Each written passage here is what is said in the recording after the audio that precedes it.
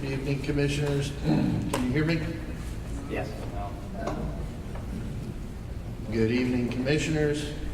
My name is Max Forgy. Forgy Planning Services, Cape Coral, Florida. I'm a member in good standing of the American Institute of Certified Planners for the past 21 years. My credentials are on record with the Planning Department. I am representing Mr. John Terrell, a neighbor of this property. That sounds good. I spoke at the Planning and Zoning Commission about 3 weeks ago and presented a report at that time. I understand that though it was accepted into the record at that time, it is not automatically accepted into the record at this hearing. I therefore have one remaining copy, and I am asking that it be entered into the record. And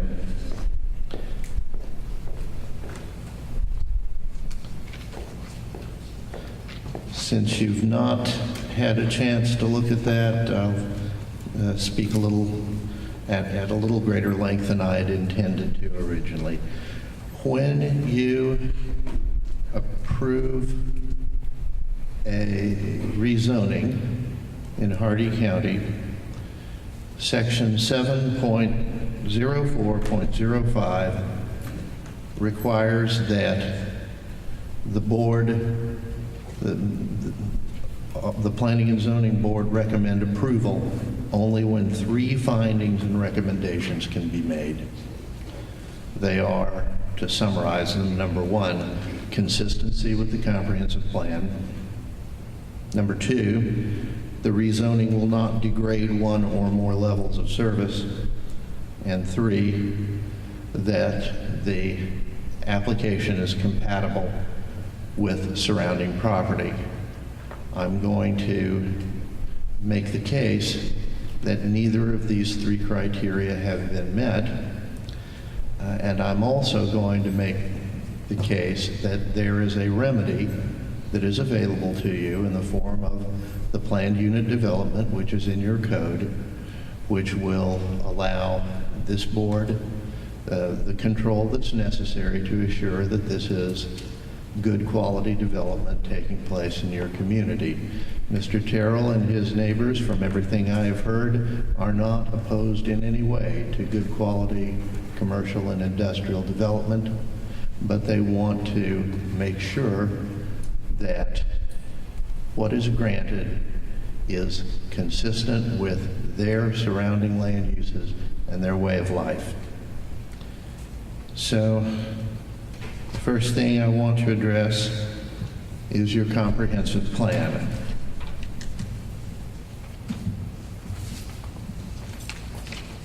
Paper clips next time.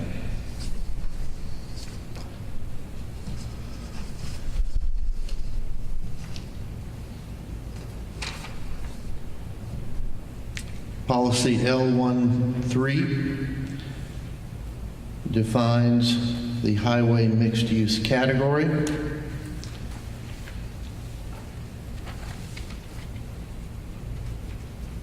And it requires that those uses, those mixed uses, residential, commercial, industrial, recreational, and public, be developed in close proximity with each other, that they be integrated uses.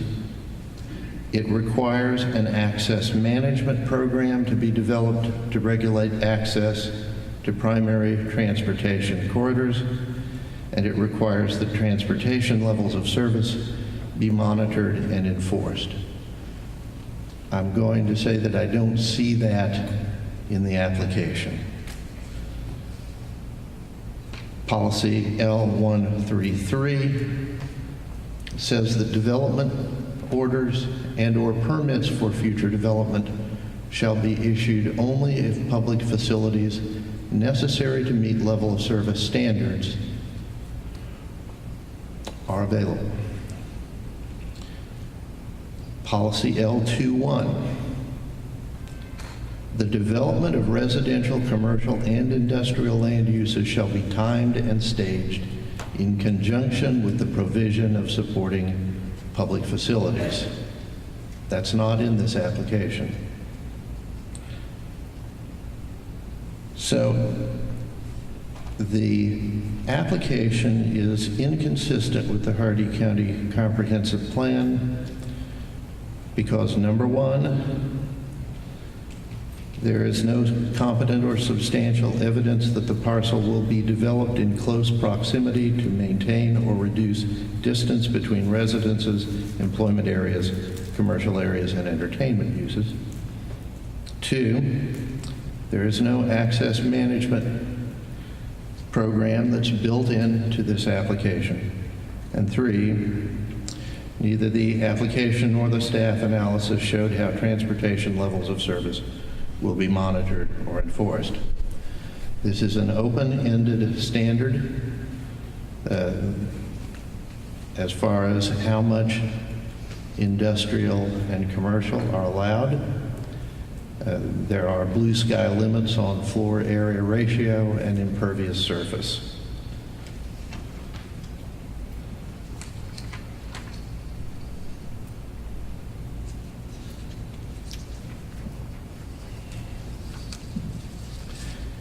So, in sum, this application is inconsistent with your comprehensive plan. It does not meet your own requirements. There are options. They are not difficult, but they would call for you to adopt any change in land use as a part of a planned unit development. Are there any questions? Any questions from the commissioners? Yes, sir. You say floor area ratio has open-ended or sky's the limit. I believe in that floor area ratio required there is a 0.5 not to exceed. Is that correct? Yes, sir.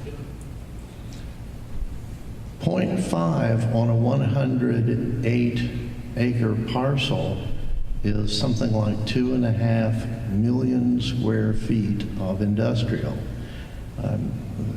of property under roof. I mean, this is an amazing amount of permitted use on a property that is accessible only by a 2-lane road through another industrial park. This is just amazing. This is 2.5 million square feet. That's hard to imagine. What, in your opinion, should it be? I don't know. It should not be 0.5. And determining that should be a negotiated process through a PUD. This is in an area that is traditional Central Florida rural life. This is orange groves, single-family dwelling units on large lots. This is agriculture, and you're considering 2.5 million square feet of development under roof in this area. I think that's being a little. We can't hear you. I don't believe we're considering 2.5 million square feet. We're considering a zoning request. The maximum could be possibly, maybe, if you look at the existing Commerce Park and make some assumptions, and I think it would be safe assumptions, that the expansion will be developed in the same way as existing. I don't believe that that's going to happen. Commissioner, and they're not permitted. I mean, this is not permitted. There's very few permitted uses. Most uses have to come back before planning and zoning at least, and this board also. Respectfully, Commissioner, that's what I would call blue sky. We're approving it, and then we'll have another hearing someday. And what are the criteria for accepting that and rejecting that? Most of these are special exception uses, and The applicant has the presumption that they're going to get it. I think. Thank Thank you. you. If I may, Mr. Chairman. If I may, Mr. Thank you. And not to put you on the spot, but if I understand you right, and that's exactly where I'm at on this thing, and when it comes to all three boards, including the IDA board, I don't know of any time that I ever heard of those or anything else about running it through the P and Z on up to us, that would have solved a lot of this problem. We could have, I believe, been moving on with the economic development. Is it not, if I'm hearing you right, that we're back to the stage of the tail wagging the dog? That's certainly what I'm trying to say here this evening, that yes, there are 8 permitted uses, but there are a lot of special exception uses, and we're going to put something here and something there rather than designing it as one project. A tremendous amount of open doors is the way it looks to me, in order then it would come back to all three boards, if I may, going back to the IDA, back to that plan and zoning, after the fact. This issue could have been settled, if I think it would have been brought forward as it should have been, back when it was purchased. We wouldn't be in this existing problem today. And that's just my opinion. I mean, I'm asking you, and I don't mean to put you on the spot. You're in the business, obviously, and a professional, but I want to hear you. My concern here is that you're using conventional zoning, which is great if you're dealing with a half-acre parcel that's surrounded by like uses. And instead, you're using conventional zoning for something that should be done by a PUD and is done by a PUD pretty much everywhere I work. Yes, sir. Yes, sir. Thank you. Sir? When you describe the surrounding area of the Commerce Park, We can't hear you. I'm right up against it, Frank. Get it here, Nate, or I don't get it. Put the mic in your mouth, man. Hang on a second. Let me try that. Let me take Brady's. How about that? That sounds good. Okay. Whenever you describe the surrounding areas of the Commerce Park, you describe them as grove and residential and Heartland, Florida, I think, or something like that you called it. And it sounded real nice and wholesome and all, but there is a Commerce Park next door to it already, that already exists. And I would ask you if you could put it anywhere else in Hardy County.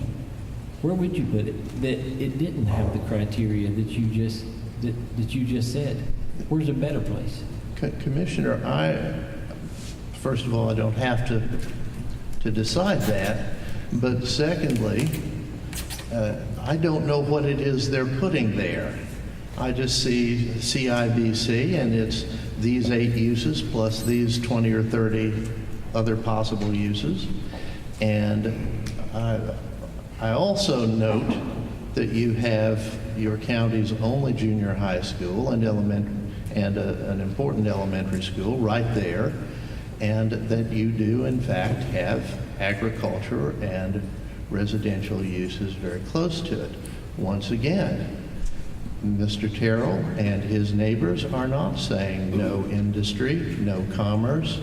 They are strongly for it and want good economic development for Hardy County. They are just concerned that their little bit of paradise will be harmed by potential incompatible uses that may not be properly buffered.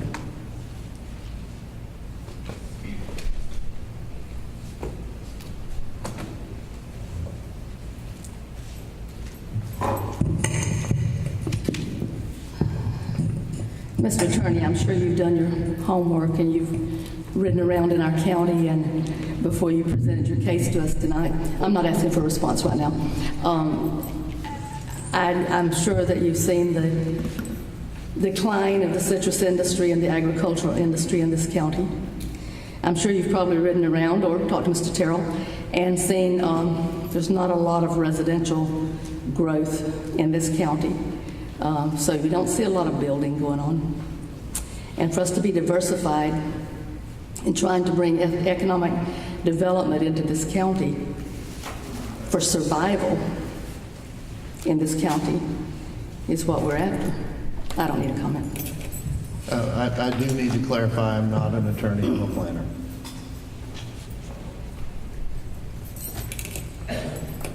Thank you. Thank you, sir. Mr. Chairman, if I could Provide some of the Yes, statements. thank you. Mr. Forgy mentioned 3 findings, particularly the inconsistency with the comp plan. He mentions L1.3, that the uses must be in close proximity. As we stated in the staff report, in a 1-mile drive time, we do have all of those uses required by the comp plan. As far as an access management program goes, as the park is accessing state roads, we are dependent on FDOT to address access management pursuant to Chapter 14-97 of the Florida Administrative Code. This is particularly the case as the existing access point of 62 is the only connection to an arterial roadway, and it already has a driveway permit with FDOT.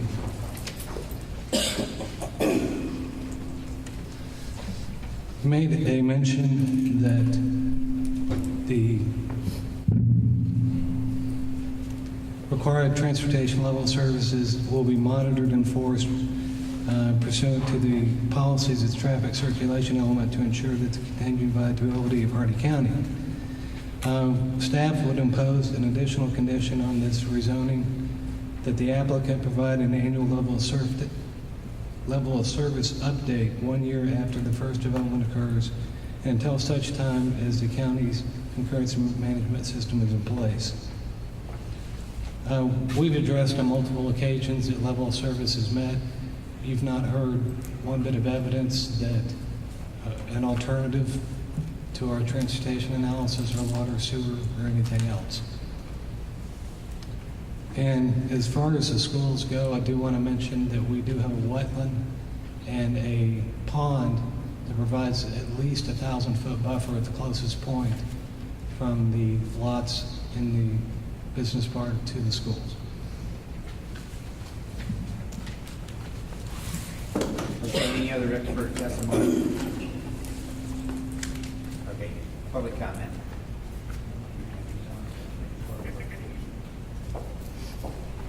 State your name and address, please, for the record. Henry Coleman, Port Green.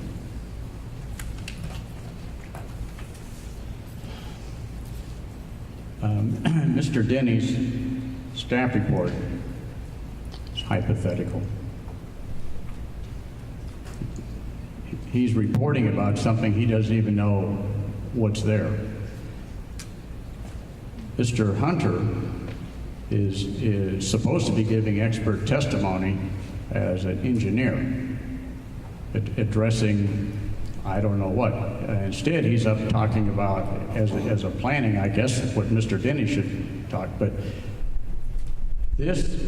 he shouldn't be talking about creating jobs, nuclear power plants, 3 Mile Island, kicking the can down the road is going to come back before you. That's not his job. He's supposed to be an expert. Now I'll start my remarks. The handout is part of the record. Rezoning rules are simple. Unless the applicant provides substantial and competent expert evidence proving there are no negative impacts to surrounding property owners as specified in Chapter 7 of the Hardy Unified Land Development Code, the rezone application cannot be approved. It's as simple as that. The IDA has no idea of what the final uses will be on this property. Therefore, rezoning is not possible at this time. Required evidence supported by data and analysis was not provided. You can talk hypotheticals all day long and 0.5s and 2 million square feet and all that. You have no idea what they want to put in there. They don't have any idea. You cannot approve a rezoning unless you have substantial and competent evidence to support the request.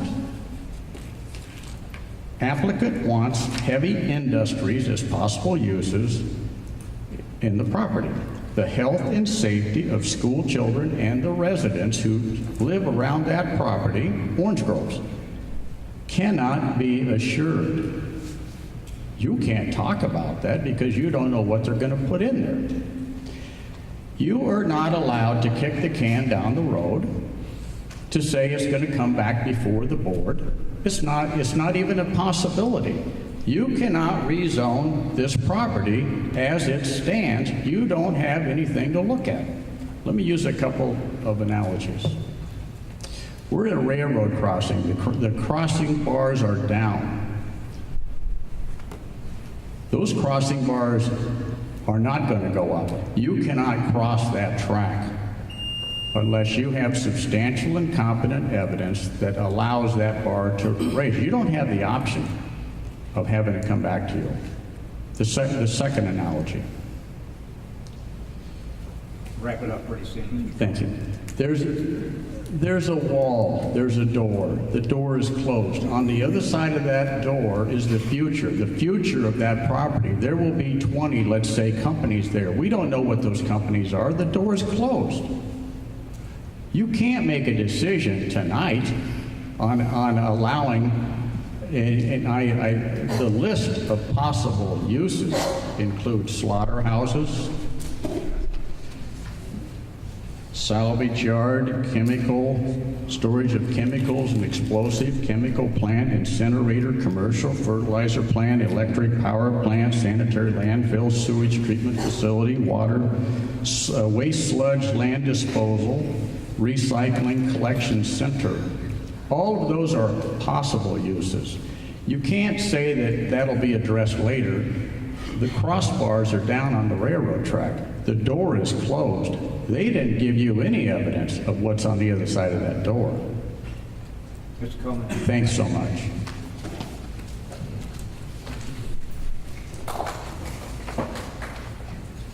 Please state your name and address. My name is John Carroll, 590 Green Acres Hills, Wauchula, Florida, or better known as beautiful downtown Wauchula Hills. I and my wife own the property adjacent to this. And I would say, first off, that I have no opposition to commercial development. My wife doesn't. Bill had told us one time they were trying to get on this property one of these solar electric plants, or where they use the mirrors, and I had no opposition to that. But after reading what goes in this zoning and listening to Mr. Coleman again, Chairman Knight, you said you spoke to the superintendent and the board member. Now, Chairman of the board. What now? Chairman of the board. Okay. Did you inform them of the possibilities, with exceptions, that could go into that school? If you did, and they told you it was all right, I'm very disappointed in them. Because he just read the things here that are just horrendous. A chemical plant, a slaughterhouse, all of these things. Now, that's not, you assure me that no, we would never do that. Well, then why ask for the zoning that would permit it? You're going to leave a legacy here concerning the school children of Hardy County. And like I say, I'm very disappointed. If you gave them all the information they needed and they told you to go ahead, then I'd like to talk to them individually. But I'm very disappointed in that. I'm for commercial development. But I know all of you know what the term carte blanche means. But I'm going to refresh you a little bit. Carte blanche is a credit card, but carte blanche means that two parties come together and they want to reach an agreement on something.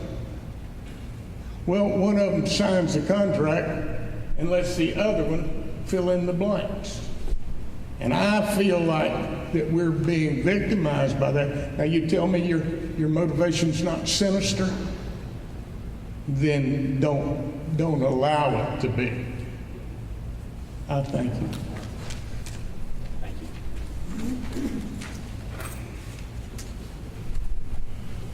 Please state your name and address. Donald Chansey, 1224 Pine Drive, Wauchula, Florida. I've got quite a bit. I'll try and be as quick as I can possibly be. There was some discussion at the last BOCC meeting that I brought forth some evidence of buildings being done in the park. And I know there was some discussion at the Planning and Zoning meeting about it. And I don't want to put Mr. Hunter, I think he's a great engineer. But were you the engineer of record for the PF Man building site plan? Did it go before the Planning and Zoning Board? No, it did not. And I'm not here to toot my own horn, but when this rezone came before, when I got my packet, I started doing my checking.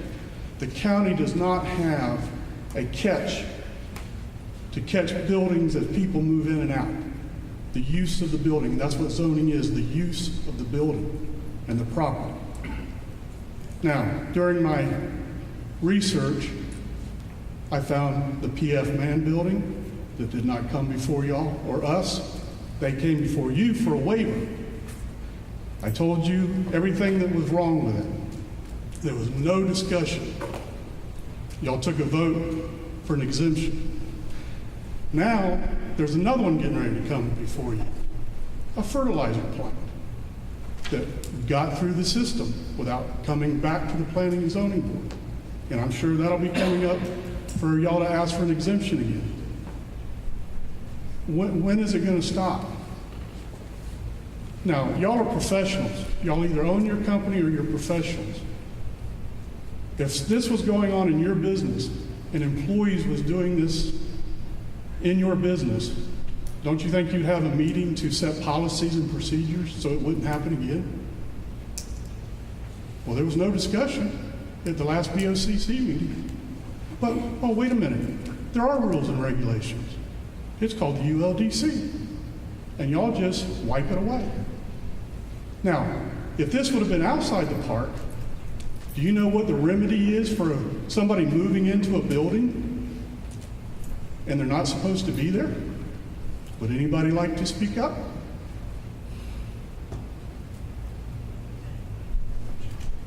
Oh, I'll tell you what it is. It's a code complaint violation. You file a complaint, code enforcement goes out, sticks a red sticker on the door and says, cease until this is resolved. Because it's got to come back before the public. I went into the Planning and Zoning Department the other day. The former cabinet shop building was bought by the IDA back from whoever the previous owner was. They've resold the building. There's somebody there doing something. Nobody has an idea what they're doing there. I will allow you to speak a little longer since you're the chairman of the, I'm not chairman. you're a member of the. Yes, I just want to clarify. I'm just a local planner. I'm not an AICP, even though I've been doing zoning for 30 years. I've just never gone to take the test because I didn't see any benefit for me to take the AICP. Excuse me, Mr. Chairman, I appreciate that because I would like to hear what else he has to say here. Getting back to our decision of 3-2 to deny the rezone, as far as my concern, I had 2 AICP staff reports. One that's county, one that's private individual. And as a planner, I weighed them. As Mr. Evers told us at our workshop on the Sunshine Law, we're supposed to take the expert in the room. That's what I did. Both AICP planners state it's either potential incompatibility issues or they're not compatible. So both agree that they're not compatible. Staff says, oh, but you can put a buffer. Well, I'm sorry, a buffer where the FR zoning is not adequate. Those people own those houses, they've worked hard to buy those houses. They're only 20 to 30 feet from the property line. And I know Commissioner Burge at the last BOCC meeting said, yes, this is her district. She's in FR zoning, she doesn't see a problem. Well, she's more than a quarter of a mile, and she also has a road buffer. I think if she was 25 or 30 feet from it, she might feel different. And as a member of the P&Z, y'all charge us to protect your rules. And that's what I've done, in my opinion. Those people have just as much rights to safety, welfare, and quality of life that they've worked for to buy their houses. Yes, we're all for jobs. I stated at the meeting I was all for jobs. Everybody in the audience is for jobs. Just the right location. Now, I'm on the Planning and Zoning Board. I get this trench every month or every time there's an application, whether it's in the park or out of the park. It has a zoning, you go down, you go through the process. I invested $200 and something of my own money. I'm not paid by y'all. I invested my own money to get copies of building plans, every email, everything, so I know what I'm talking about.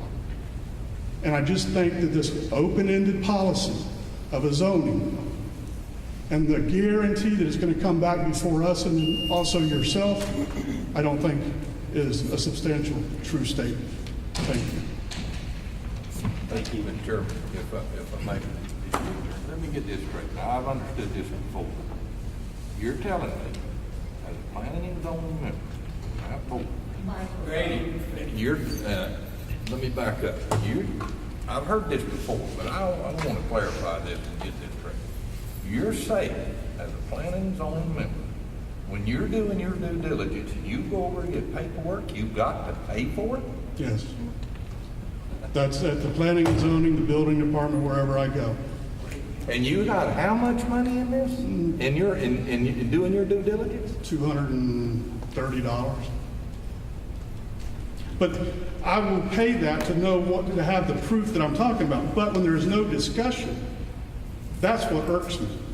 I mean, like I said, y'all run this county. Y'all are 1/5 in charge of this county. And you can't tell me that y'all would run your business this way. But nobody wants to discuss anything. You're right, but let me back. These P&Z members, if they're doing their due diligence, they have to pay for their paperwork? Excuse me, Mr. Thompson, wait a minute. Well, let me get finished here. As a P&Z member. Mr. Chairman, we do have a policy that we charge, and I don't have the right to waive any charges. If you wanted, as a board, to change that policy, that's your purview. Well, I think we need to bring it before this board, at least in my opinion, that we've got members sitting on paying. When there's obviously something going up here, I think that's absurd and insane that any member, whether it be IDA members, whether it be the P&Z, or whether it be this board, in doing their due diligence, is paying. And I've said enough. I'd like, Mr. Chairman, at some point, bring this back in front of this board. We need to address this. Thank you. Any other questions? Mr. Chairman, Mr. Chancey, what copies of what? What did you get copies of? Every email, every building permit, email, building permit, anything that was in the file. Applications. I mean, we can sit here and argue about applications that are filed wrong. The county didn't even know that they had a due date when to accept applications. I had to find that for them. And again, it's nothing against them. It's just if you follow it black and white, this is what you're supposed to do. They're not doing it. On the applications of the IDA, they put the description of the project, 20,000 square foot metal building, parking lot, retention pond. Gets down to the use, 20,000 square foot metal building, parking lot, retention pond. The use has to clarify what it is. Now, one other quick question and comment. I have an attorney and a board member that sits on the IDA. Where was y'all's input of the PF man coming before P&Z? Did it just slip everybody's? Number two, you remember a discussion we had at the back of the IDA meeting? Yes. I don't know which one you're talking about. Okay. Proceed. Mike Thompson, Commissioner Thompson was the liaison. He was talking to the IDA about CIBC zoning. And I asked you, he's not supposed to be discussing that. You warned that you did not want P&Z members or commissioners talking at that meeting. And he gave a description of CIBC, and what was your words? I have no idea. That he would have to disclose it. He did not disclose tonight that he had discussions with the His IDA. comments were on the public record. They were right there in a publicly noticed, advertised meeting. But the thing is, you told that you didn't want P&Z members or Board of County Commissioners speaking about zoning that was coming back before them. And you said he would have to disclose it. It was a discussion, Don, with the applicant at that point in time. The applicant is the IDA group. Different issue altogether. But he can talk at the IDA board Sure. about zoning issues that's coming back before him. It's a public meeting. Then why did you say he would have to disclose it? I don't recall saying. Oh, okay. Mr. Chairman, if I may, Mr. Chancellor, I got a question.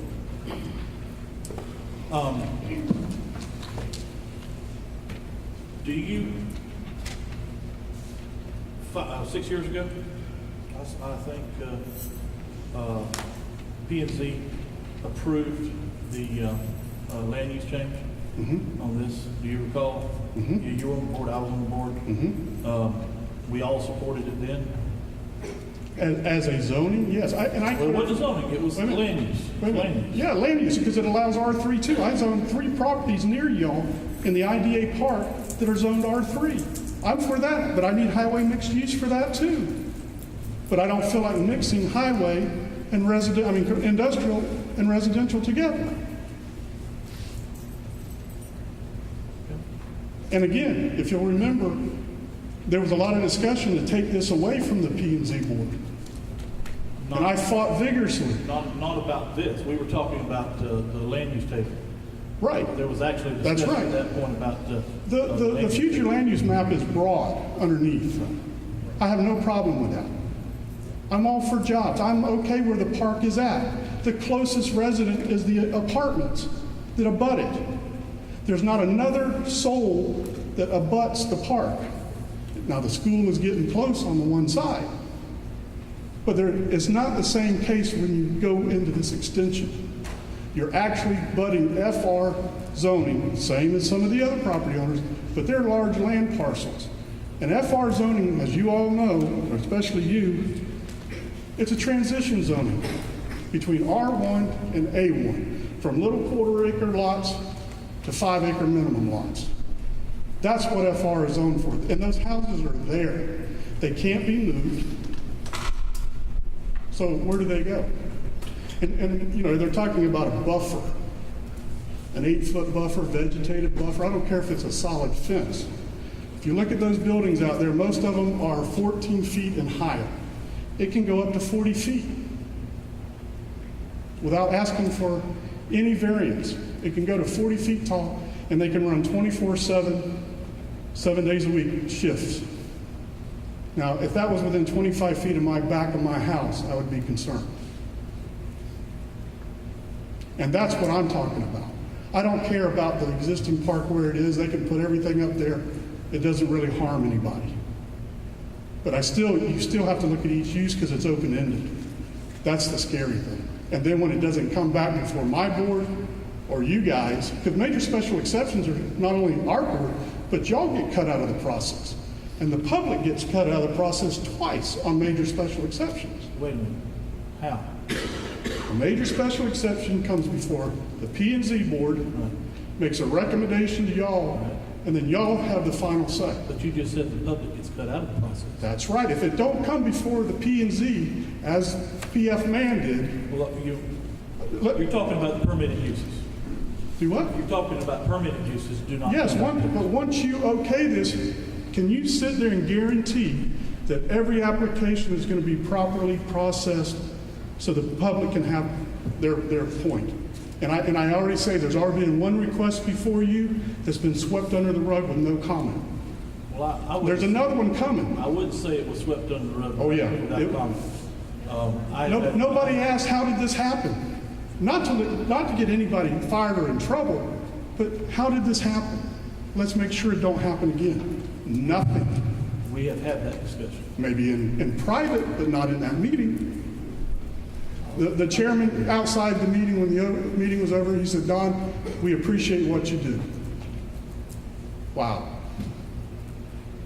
I paid $234 to get a private thing in the hallway. We appreciate what you did. Thank you. Mr. Chairman, I got one quick question, if I may. Other than being rough around the edges, with all the details and stuff that you and any of the other planning and zoning people are talking about, obviously you're the expert.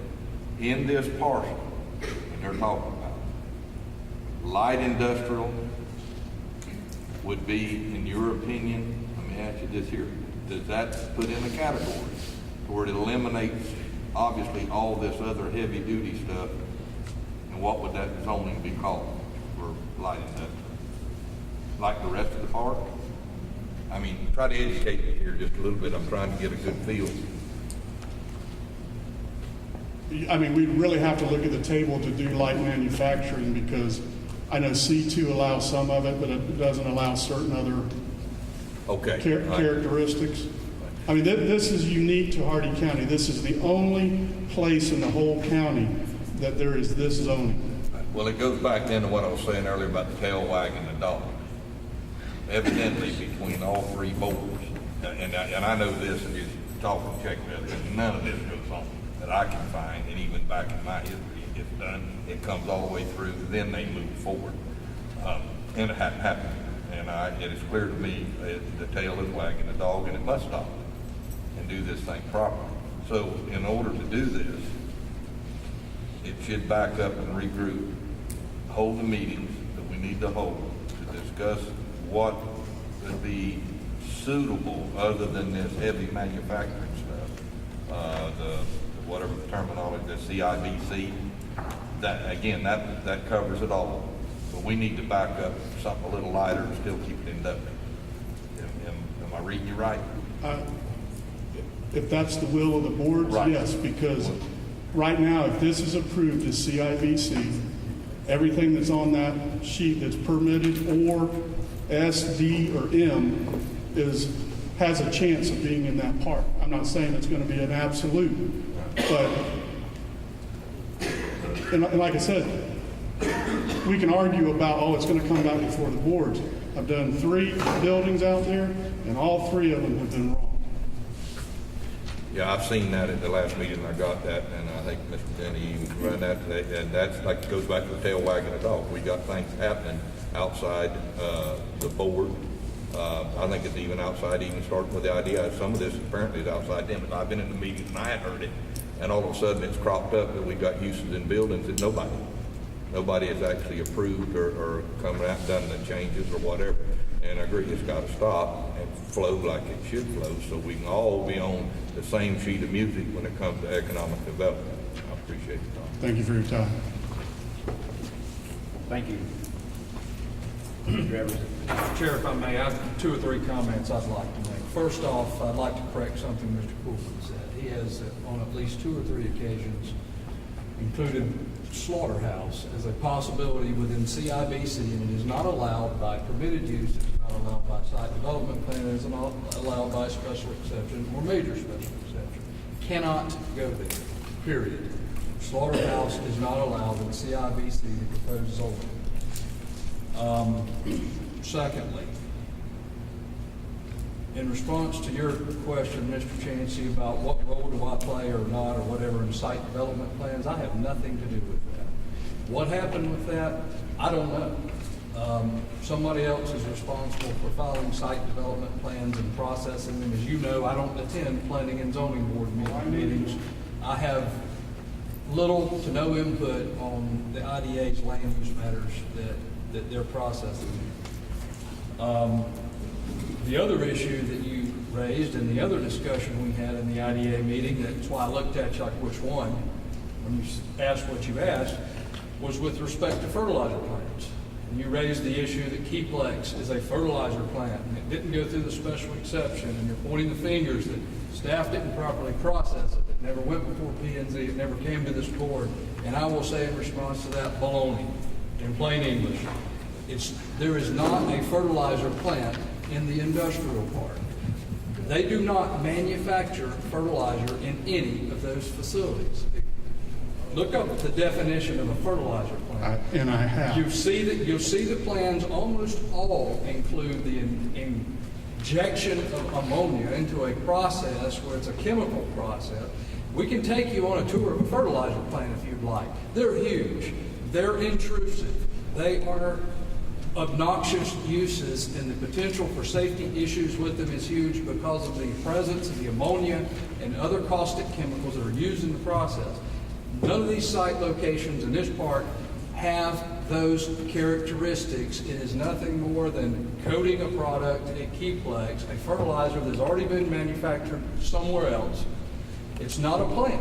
That's your opinion. You're taking the term and saying John Chancey's opinion is that those places are fertilizer plants. You said baloney, and I'm going to make you spend a lot of baloney here. They're not fertilizer. If it wasn't fertilizer, his fire marshal, in the emails that I have, and speaking to her and to John Schmidt, it's a fertilizer plant. They made them spend $30,000 on Keyplex for a sprinkler system. Why? It's a fertilizer. What the official calls it for purposes of fire suppression is up to him.